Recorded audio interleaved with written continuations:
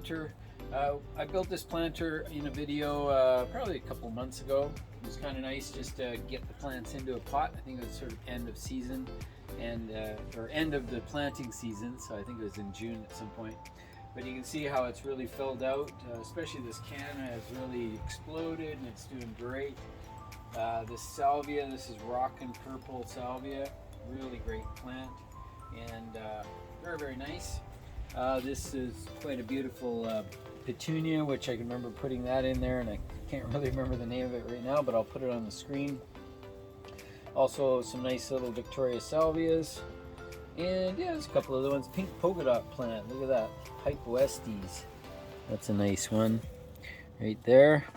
And it's kind of getting overgrown by this Mexican hair grass, but it's all kind of fun and games. Here's a nice little Philodendron which we really like. It's called this one I think is called Lemon Lime, but really nice little plant. I'm going to try to take these out and bring them into the house for the winter and keep them so I can replant them again next year. May do that with the salvias as well. In here you can see there's a Sansevieria. These are all called Dracaenas now, but Sansevieria family is pretty cool. I really like them in planters. They seem to survive even though planters are kept pretty wet all the time. That's another one I think I'll pop out, put into a pot, and keep that one again for next year, or just to have as a house plant. Little white geranium. We just had a few plants left over, you know, at the end of our planting season. We just popped these into a pot.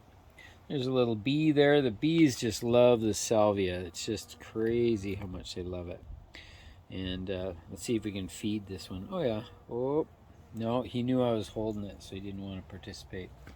Anyway, that's basically it for today. I just wanted to show you how this planter turned out, and I'll see if I can put a little clip of me building it originally, just so you can sort of get an idea. There's a couple plants off the backside that have done quite well as well, but I'm less concerned about those because this is the front. This is what's most important. Anyway, that's it for today.